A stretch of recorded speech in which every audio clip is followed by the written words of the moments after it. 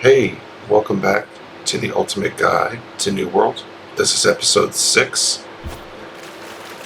I had a little technical difficulty, so I'm missing about 10 minutes of footage, but we've made our way back out to the beginning area, and as you can see on the map, Fury Bay. And we've got some objectives out here, so we're going to go check them out. And I also wanted to try out the saltwater fishing and see how that varies and differs from the freshwater fishing. I assume it's going to be a lot of the same thing, just different bait, different fish, but we'll see.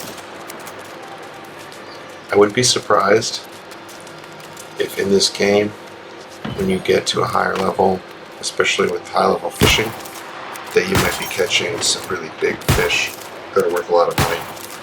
You might even be able to do like game fish or like sharks or something. I keep drawing parallels between this game and RuneScape and WoW, but in RuneScape, it wasn't until years into it that they added the fishing trawler minigame, which was really fun. But I imagine the high level fishing is going to be like that in this game if they utilize like a fishing boat, sailboat, pirate ship, something like that. Even like a whaling boat, if you could whale for oil and stuff. That'd be really cool. And that would be worth leveling up your fishing for, I think, in my opinion. It would also be cool to be able to like spearfish really big, like rare fish spawns. You know, there's like a hot spot. Maybe there's like a great white shark swimming around the bay, and maybe you can like spearfish it or something. I don't know. But I feel like they should definitely do something extra cool with fishing because I like fishing. Even in the game, it feels very zen to me, like stress relieving. A lot of the game is, you know, shoot this guy in the face, you know, and I like to take a step back from that sometimes to do the skilling, so it's not just like violence and carnage the whole time. At least I don't feel as bad when I'm killing like undead or unholy things, so like zombies. I think Call of Duty really made a breakthrough with the human psychology on video games when they started doing the Nazi zombies, because by vilifying the enemy, like nobody would want to represent it as a good thing. Everybody kind of rallied behind, like, we gotta kill them all, you know. And that's kind of a dangerous mentality when you think about it. It's a mob mentality. Anyways, it's a video game. Don't want to get like too woke or try to cancel anything. But yeah, definitely makes it feel less bad when they're bad. Another mechanic that I really enjoy about this game is that when I, you know, collect my stockpile like that, those guys were obviously fighting somebody. I just ran up and collected the stockpile. Normally that would be rude, I wouldn't do that. If somebody's working on a node, to just take it right in front of them. Or even worse, like it's like they helped you get it. But that's not the case in this game, at least as far as like the stockpiles and catches, because when you collect one, it doesn't go away for the other person. They can also collect it. When it comes to harvesting nodes, whoever gets to it first and harvests it faster wins. I think only one person can harvest something at a time, so basically whoever gets to it first gets it, even if you harvest faster. Once again, the graphics are really great in this game. I like how most of the mountains are scalable. I think that's really neat. I didn't like how and wow. Sometimes you get like stuck in the ocean, or like you couldn't get into a zone because you couldn't jump over the mountains. And in this game, it seems like they did a really good job and spent a lot of time making the environments, like, for the most part, fully scalable. So there's a fishing hotspot right there. That's the first one I've seen in saltwater. I'm going to jump up on these here, see if I can get a better angle or something. At least my feet are wet. So I'm going to start with the fish bait I made. Just see what happens. So because we got that 55-pound catfish, I'm back to using bait as often as I have bait. Basically, I just stop fishing when I run out of bait, if there's no more hotspot. But as far as using bait on a hotspot, I would do it just because the biggest fish I ever caught was on bait on a hotspot. So until I catch a bigger fish some other way. That's not bad. 24-pound halibut. That's goody. Make some fish and chips or something.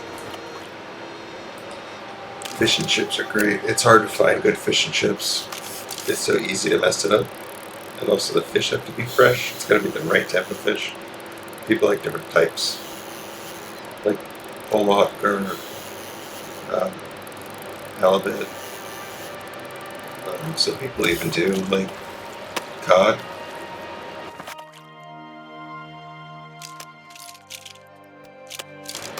I think cod's nice.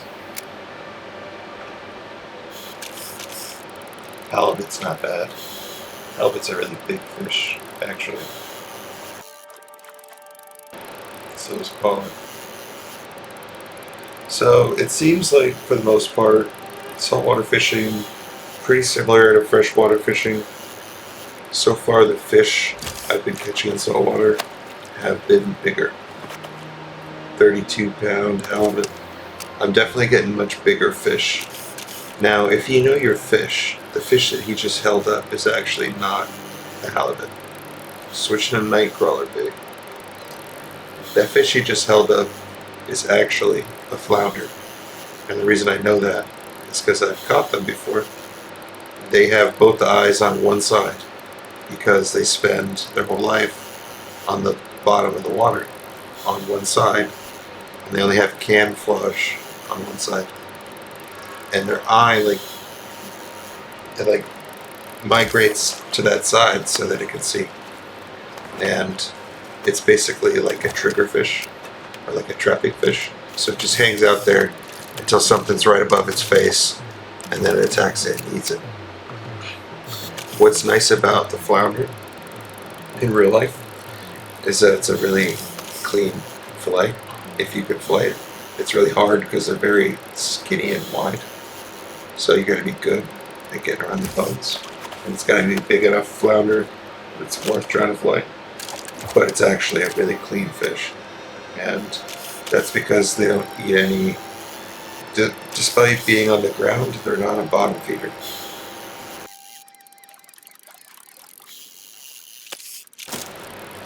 So yeah, tell fishing stories while I'm fishing the game. I've got lots of stuff. Sharks, lobsters, clams, crabs. There's another halibut. I love fishing. Catch some big groupers, some snappers, some snook or some red drugs. Tarpon's like a crazy game fish. Lots of catfish, big sharks. Fishing's great. It's good fun. I usually return most of the fish or use them as bait for bigger fish. But if I use bait for bigger fish, when I catch a bigger fish, you gotta eat it. If you're gonna keep it, you gotta eat it. 11-pound cod. So, I'm trying the glowworms. So these are found by picking up flint at nighttime.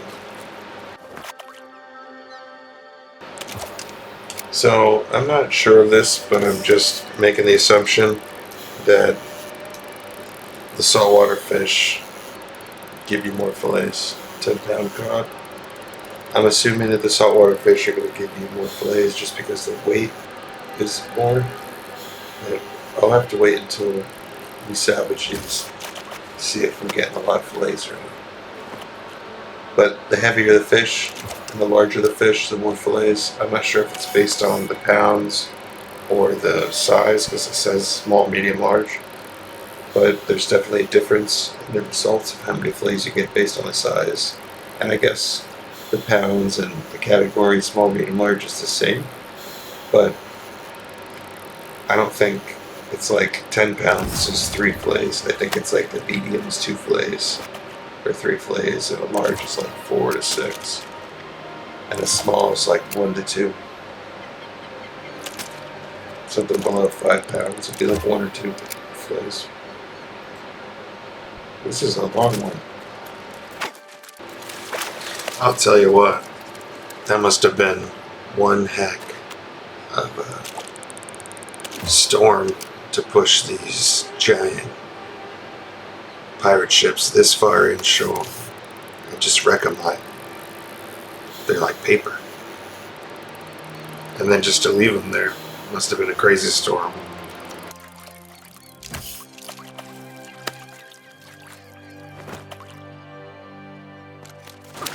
Then we got our waders on, jumping in, nipple deep. Didn't really make a difference.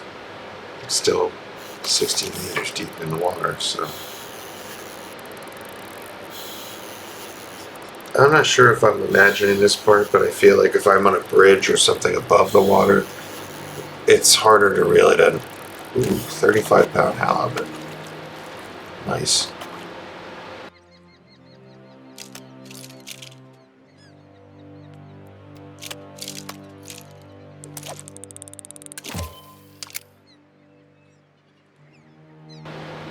Nice cast. And we got one on. This one seems almost too easy. Wonder what it is. Dragon fish, less than a pound. So those are really more for alchemy. Get some fish fillet, but it's really about getting the fish guts.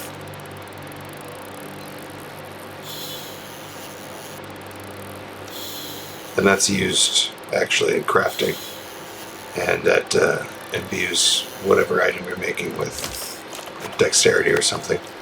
47-pound halibut. We're getting some big fishies.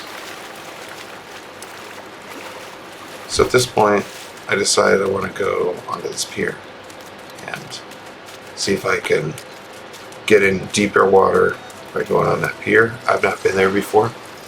So at this point, I'm assuming that maybe this is a town, maybe that's a dock that I can walk around on.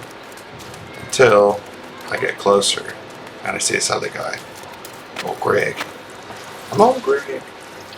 And he's coming up here too. Luckily, he helps me kill these guys, because I didn't realize at the time of shooting this, so I wasn't doing any damage, that this guy's level 23 and I'm only 16. So old Greg's coming here help. He's getting pretty close.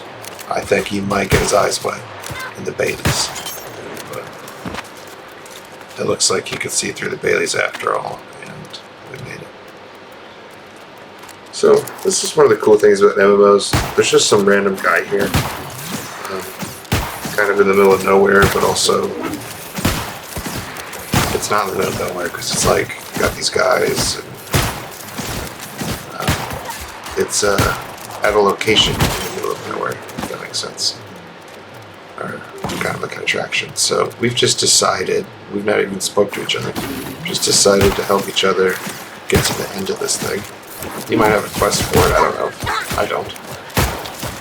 But usually when you see these corrupted guys, if you can kill everything around them, get to the end or the top floor of the building they're in or whatever, there's usually a stockpile. And these guys got some good stockpiles, especially if you're not level 20 yet. Most of it's stuff you can't even use. I mean, I'm just like unloading on this guy. Finally, still. Ooh.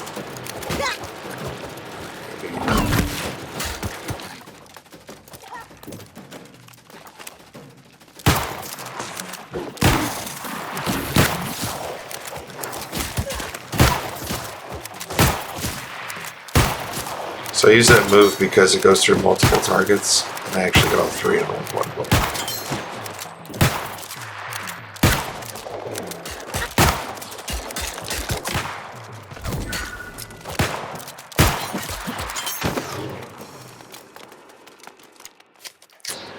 I never use mana potions, so I had a whole bunch of them saved up, but I'll probably sell them next time. I'm sure somebody wants them. People that use the staffs a lot. I don't know. I think the staff noise, the sound, is too annoying. And you know, just based off of like the concept that I'm already using a semi-automatic like bolt action rifle here, that there's going to be some sort of other more advanced weapon later on. Nice, Reaper of the Scholar.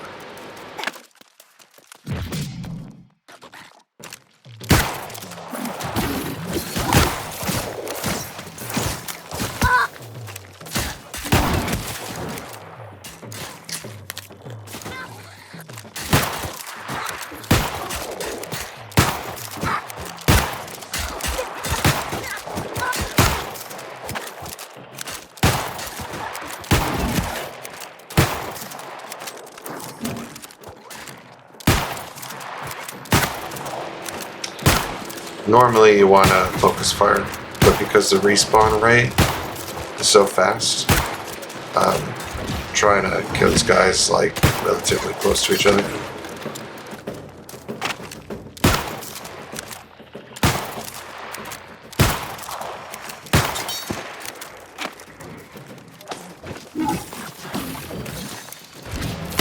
No big deal, weak solving. It's used for crafting. Whatever.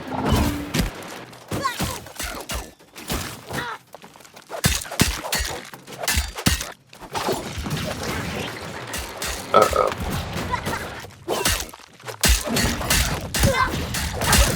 I'm dead. Oh, okay. Oh. Kills both fast that time. And, you know, sometimes that happens. But you take the good with the bad. We're back at the basically the first quest hub. And used up most of our saltwater bait.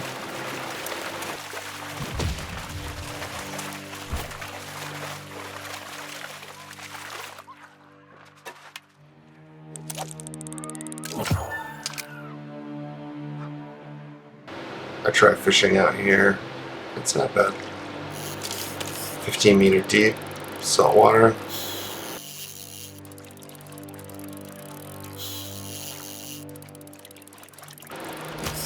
It's 1 pound mackerel. Not really worth fishing.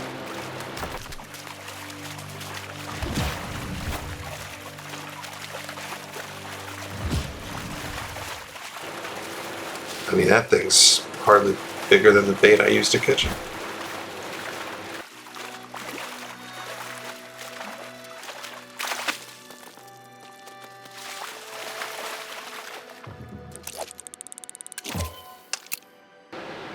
Fourteen and a half meters deep. Using the glowworm as bait. Show me what you got, glowworm.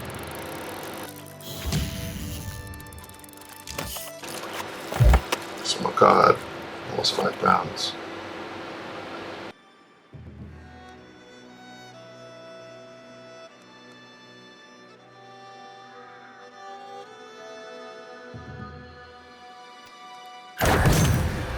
Cool, so multiple headshots gets you a reload, instant reload. So this is where I find out about your breath. And I wasn't sure if I was going to make it here. Almost didn't. I thought, oh, yep. So it just did like 100,000 damage. Instant kill. When you drown. And I think that's...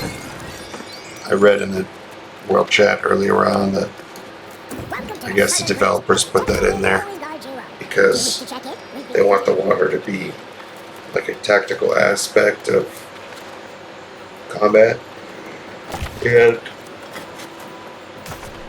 PvP and whatnot, but I think it's just to keep you from wandering out into the ocean. You don't have to program as much useless space you can walk around on. It's just more game space and less ocean space. I thought that was kind of silly about WoW. They spent so much space programming these vast, boring underwater escapes. There'd be like some sort of crab, humanoid, crab people.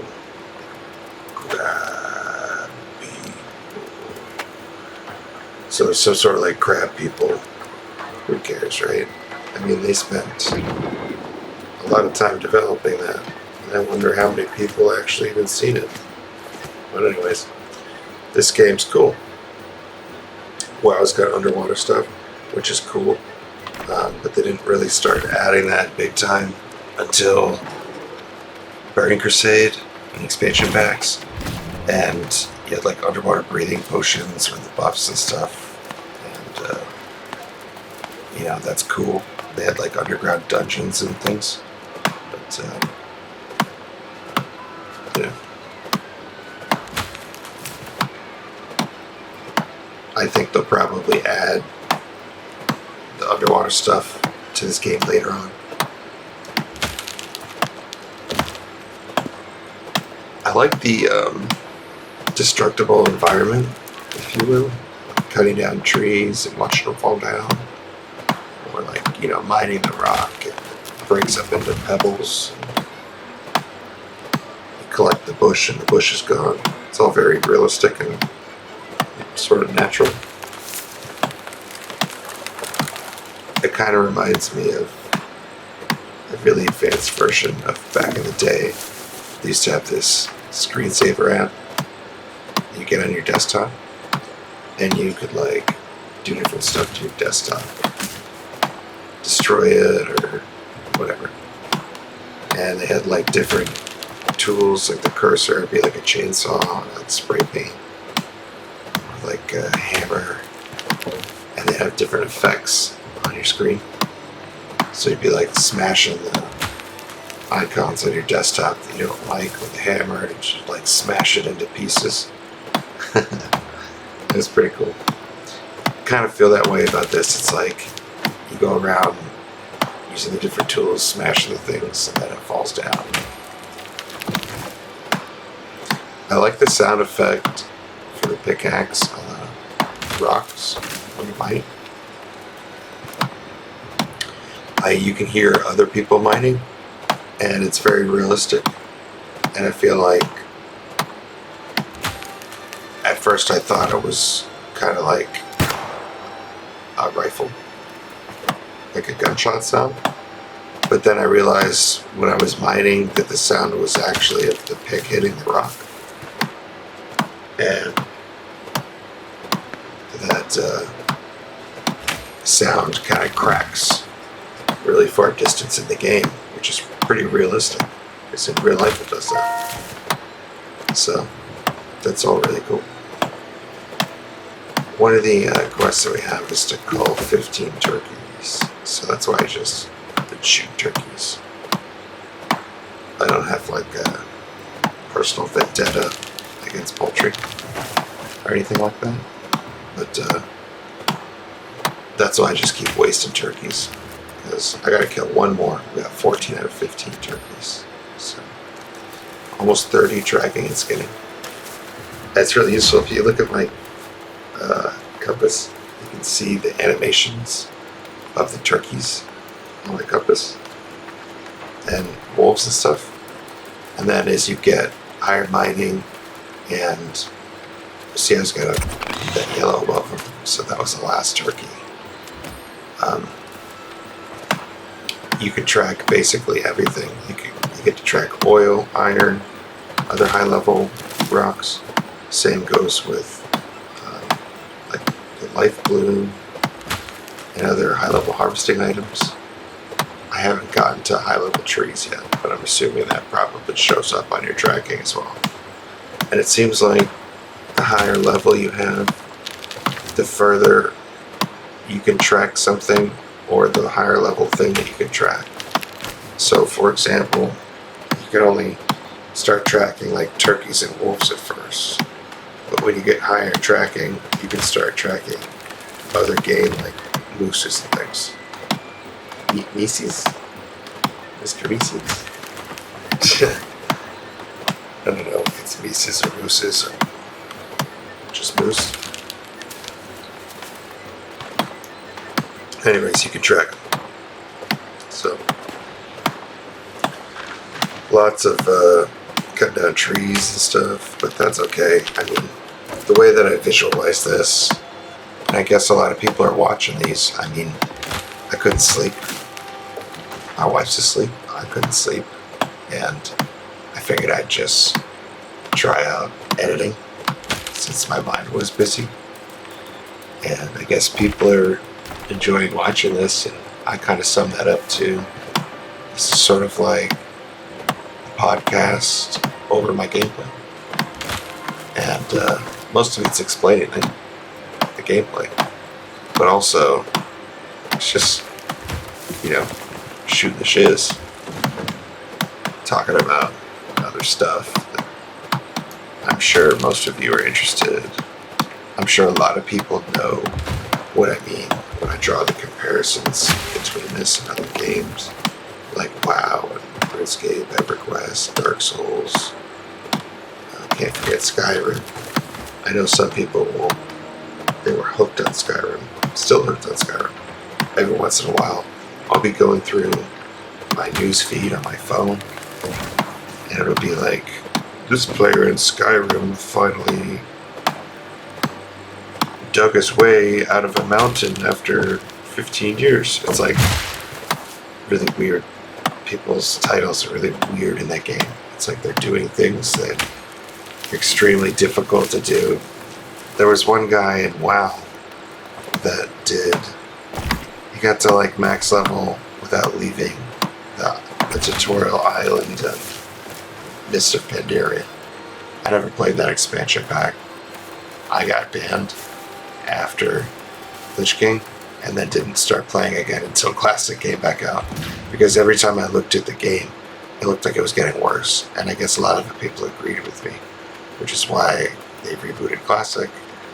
And I was playing Classic knowing that they're not going to leave the money on the table to not reboot Burning Crusade once people get bored of Classic again. They're not going to play Classic forever. And they gave that option to like copy your character on both servers, and like whoever paid for that, they're suckers, because nobody wants to play Classic. I heard that if you did pay for the copy of Classic and you log into your Classic character, there's like nobody on the servers. They were like, oh, I just want to get fully rated out and then convert, and that's like not how it worked. But anyways, so we're breaking them down. Tender fish fillets. Getting our fish fillet on. Here's the halibuts.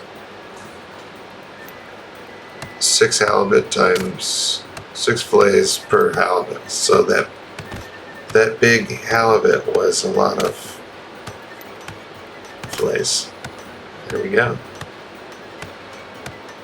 So those halibuts were like almost 20 fillets. Saltwater,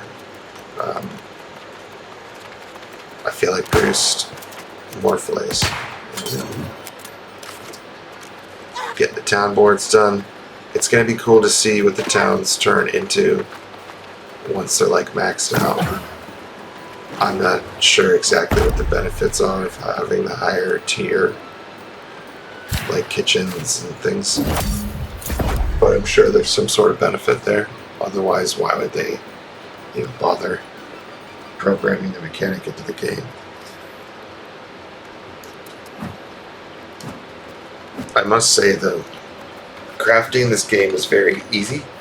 The time-consuming part is getting all the materials, because sometimes it requires a lot of different materials, and so you've got to be doing what I'm doing, harvesting, collecting everything all the time, because you can't be like passing up certain things.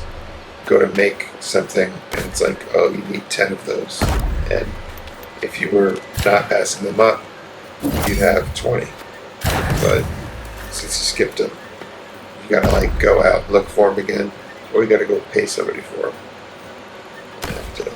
And I really like paying people for stuff when a game starts, because it's always going to be expensive. Like when a new expansion pack comes out, somebody gets the first rare item, it's like really expensive. So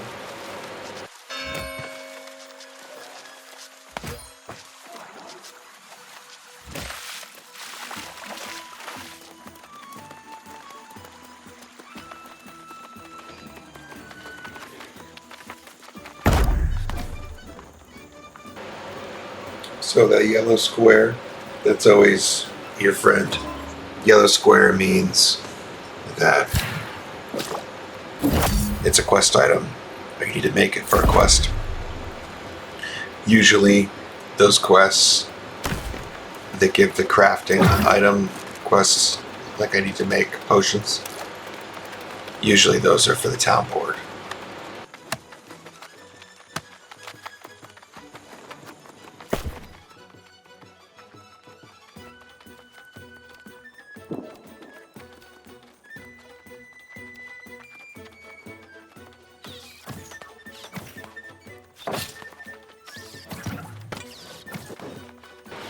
So that was the rapier that I got out of that chest that old Greg helped me get at the end of our saltwater fishing adventure.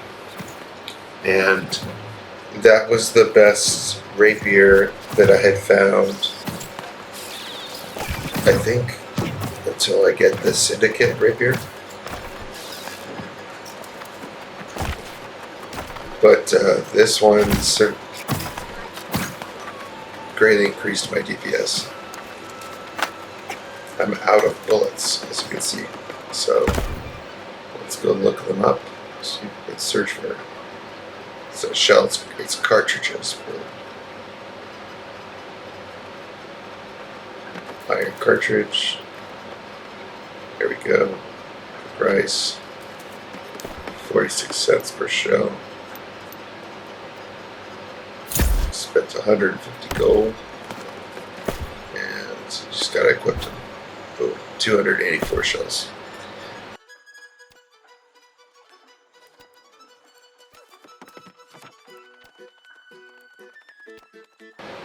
I'm repairing all of my armor here. I've got a lot of repair parts from salvaging so many grays and stuff that I've out-leveled.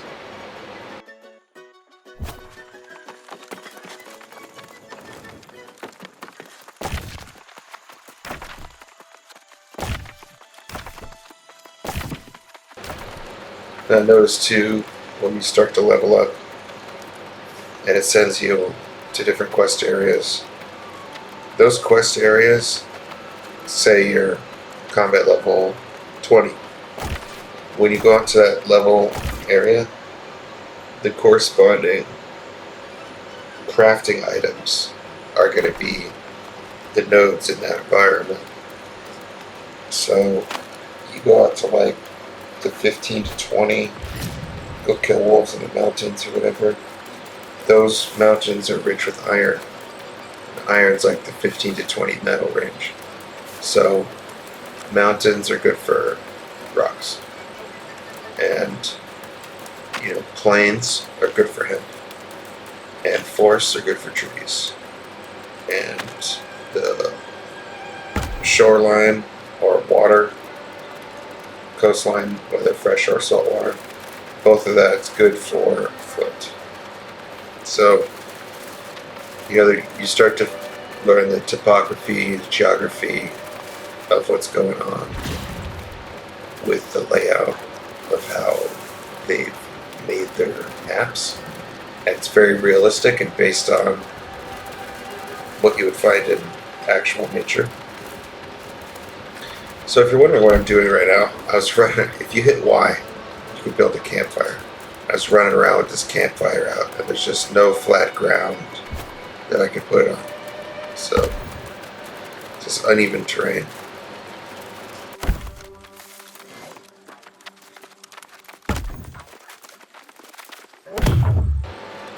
So then you gotta put down the 5 wood and the 1 flint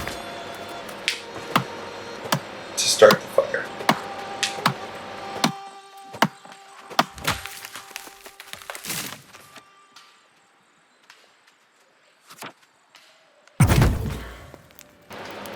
There. So the reason why you want to make a campfire is you can cook and craft and stuff on it. You also get health from hanging around it.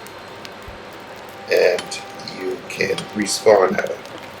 So if you die, respawn at your campfire, I guess. Also, when you have an active camp, you can recall to the camp, I think, instead of recalling to the city or town. I didn't try that, but I think that's a feature.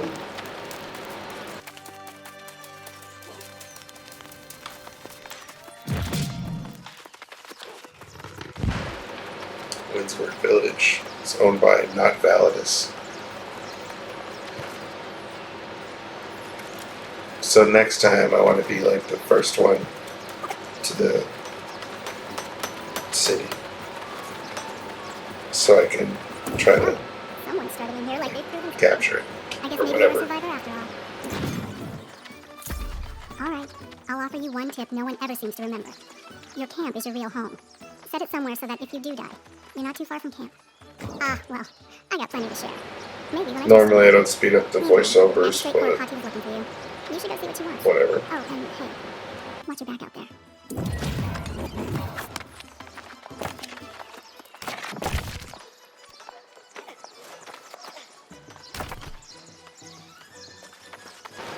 Some of these quests make you go pretty far.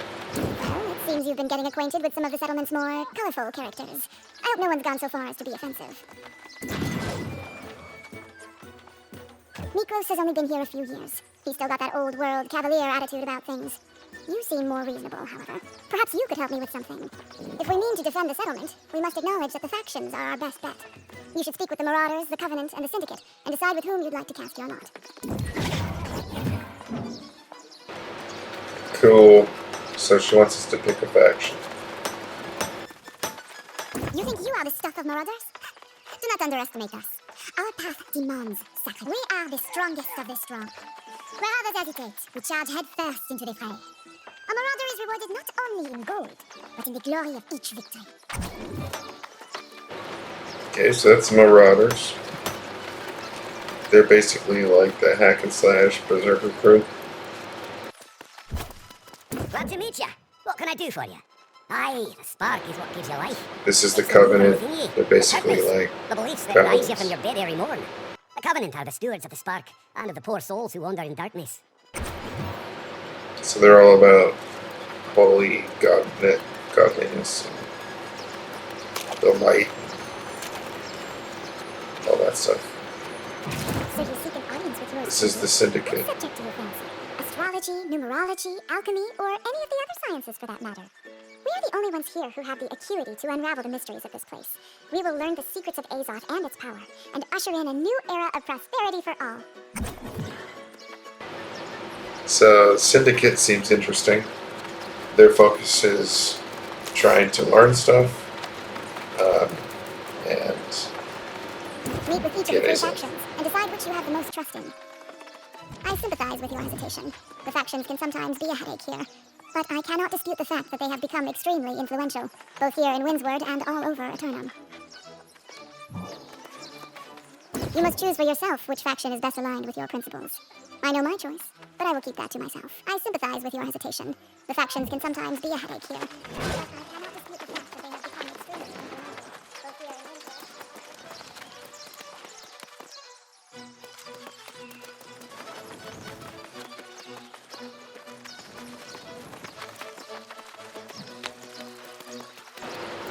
So you'll probably spend a decent amount of time trying to learn your way around the map. But this is the faction Syndicate. I'm reading the book right now, I didn't realize, That but face of yours tells me you've made a decision. Hold me in suspense no longer. Out with it! so I joined the Syndicate. So you can get special missions, XP coin, factions, earn influence. You can trade that in for stuff. You get faction gear.